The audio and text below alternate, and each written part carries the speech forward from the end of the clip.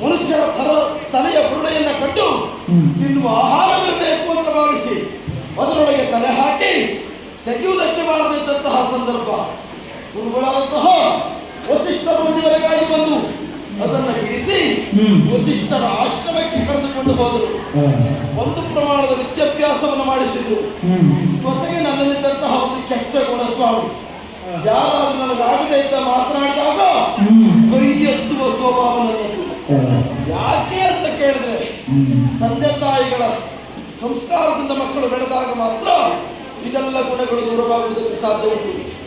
ಒಂದು ದಿನ ಗುರುಮಠದಲ್ಲಿ ಗುರುಗಳಿಲ್ಲದೆ ಇದ್ದಂತಹ ಸಂದರ್ಭದಲ್ಲಿ ಬಾಲಕರಾದಂತಹ ನಮ್ಮೊಳಗೆ ಆದಂತಹ ಸಮಸ್ಯೆ, ವೃಕ್ಷ ಮೊದಲೋ ಬೀಜ ಮೊದಲೋ ಎನ್ನುವುದಾಗಿ ನಾನು ಎದ್ದು ನಿಂತು ಉತ್ತರಿಸುವುದಕ್ಕೆ ಮುಂದಾದ ಕಾಲಕ್ಕೆ ಬ್ರಾಹ್ಮಣರೊಬ್ಬರು ಆಡಿದಂತಹ ಮಾತು, ನಿನ್ನ ತಂದೆ ತಾಯಿಗಳ ಯಾರು ಅಂತ ಗೊತ್ತಿಲ್ಲ, ಉತ್ತರಿಸುವ ಯೋಗ್ಯತೆ ನಿನಗಿಲ್ಲ ಅಂತ ಹೇಳಿದ್ರು. ಸಿಟ್ಟು ತಡೆಯಲಿಕ್ಕಾಗಲಿಲ್ಲ ಸ್ವಾಮಿ.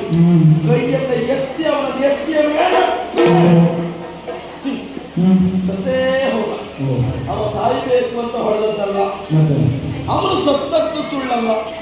ಇದನ್ನ ಕಂಡಂತಹ ಶಿಷ್ಯ ವರ್ಗದವರಲ್ಲ, ಇವನು ನರಕರಲ್ಲ, ಆಸುರಿ ಪ್ರವೃತ್ತಿಯನ್ನು ಹೊಂದಿದಂತ ಕಾರಣ ನರಕಾಸುರ ಅಂತ ಹೇಳುವುದಕ್ಕೆ ಮುಂದಾದರು. ಗುರುಮಠದಿಂದ ಉಚ್ಚಾಟಿಸಲ್ಪಟ್ಟವನಾಗಿದ್ದೇನೆ.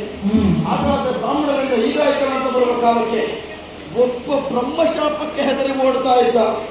ನಾನು ಅವನನ್ನು ಹಿಡಿದು ತಡೆದವನಿದ್ದೇನೆ. ಪುರಾಸುರ ನಾಮಕನಂತೆ. ಆಮೇಲೆ ಅವನೊಂದಿಗೆ ಒಪ್ಪಂದವಾಯಿತು. ಅವನ ಮಗಳನ್ನಿಗೆ ಕೊಟ್ಟು ಮದುವೆ ಮಾಡಿದ. ಪ್ರಾಗ್ಜ್ಯೋತಿಷ್ಯ ಪಟ್ಟಣದ ದೀಪನಾನಾದೆ. ಭುಜಬಲ ಉಂಟು, ಸಾಕಾಗಿಲ್ಲ.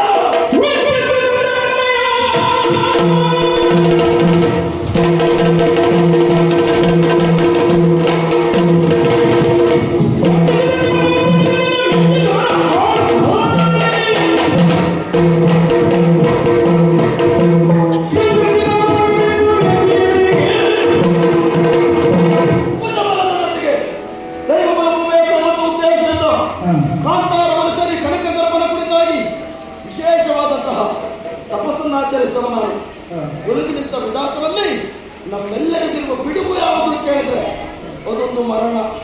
ಮರಣದಿಂದ ದೂರವಾಗಬೇಕು ಅಂತ ಕೇಳಿದಾಗ ಬ್ರಹ್ಮದೇವನಾಡಿದಂತಹ ಮಾತು, ಯಾವತ್ತು ತಂದೆ ತಾಯಿಗಳ ದರ್ಶನ ನಿನ್ನ ಪಾಲಿಗಾಗ್ತದೋ ಅವರ ಮುಖ ದರ್ಶನವೇ ನಿನ್ನ ಪಾಲಿಗೆ ಮೃತ್ಯು ದರ್ಶನ. ನಿನ್ನ ತಂದೆ ತಾಯಿಗಳಿಂದಲ್ಲದೆ ಮತ್ತೊಬ್ಬರಿಂದ ಮರಣ ಬರುವುದಕ್ಕೆ ಸಾಧ್ಯ ಇಲ್ಲ ಅಂತ ಹೇಳಿದರು. ಮಂದಿರಿಗೆ ಪ್ರಾರಂಭಿಸಿದ್ದೇನೆ. ನನ್ನ ತಂದೆ ತಾಯಿಗಳನ್ನು ಹುಡುಕುವುದಕ್ಕೆ ಬೇಕಾಗಿ ದಿಕ್ಕು ದಿಕ್ಕಿಗೆ ಹೋಗಿ ದಿಗ್ವಿಜಯವನ್ನು ಕೈಗೊಂಡು ಸಿಕ್ಕಿದಂತ ಹೆಣ್ಮಕ್ಕಳನ್ನ ನನ್ನ ಸೆರೆಗಳಲ್ಲಿ ಇಟ್ಟುಕೊಂಡಿದ್ದೇನೆ. 16,000 ಹೆಣ್ಮಕ್ಕಳು ನರಕಾಸುರನ ಸೆರೆಯಲ್ಲಿದ್ದಾರೆ. ಯಾಕೆ? ಅವರ ದೇಹ ಸುಖಕ್ಕೆ ಬೇಕಾಗಿಯಾ? ದೇಹ ಸುಖವನ್ನು ಬಯಸುವುದಿದ್ರೆ ನಮ್ಗೆ ಇಷ್ಟು ಕಷ್ಟ ಇರಲಿಲ್ಲ. ನಾನು ಬಯಸಿದ್ದೇನೆ ಅಷ್ಟು ಜನರಲ್ಲಿ ಎಲ್ಲಿಯಾದರೂ ನನ್ನ ತಾಯಿ ಸಿಗಬಹುದು ಅಂತ ಕಂಡೆ, ಸಿಗಲಿಲ್ಲ. ಬ್ರಹ್ಮದೇವ ಎದುರು ಬಂದ ಕಾಲಕ್ಕೆ ನನಗೆ ಮರಣವಿಲ್ಲ ಅಂತ ಆದ್ರೆ ಬ್ರಹ್ಮದೇವ ನನ್ನ ತಂದೆ ಅಲ್ಲ. ಹಾಗಾದ್ರೆ ಯಾರಿರಬಹುದು? ನಮ್ಮನ್ನು ಆಗಾಗ ವಂಚಿಸುವಂತ ದೇವತೆಗಳಿರಬಹುದೇ ಎನ್ನುವಂತಹ ಅನುಮಾನ ನನಗೆ. 2 ಉದ್ದೇಶ. ಒಂದು, ಆ ದೇವೇಂದ್ರ ನನ್ನ ತಂದೆ ಹೌದು ಅನ್ನುವ ತಿಳಿಯಬೇಕು. ಅದಲ್ಲ ಅಂತಾದ್ರೆ ಸುರತ್ಗಳನ್ನು ಪಡೆಯಬೇಕು. ನಾನು ಒಬ್ಬನೇ ಹೋಗುವುದಲ್ಲ.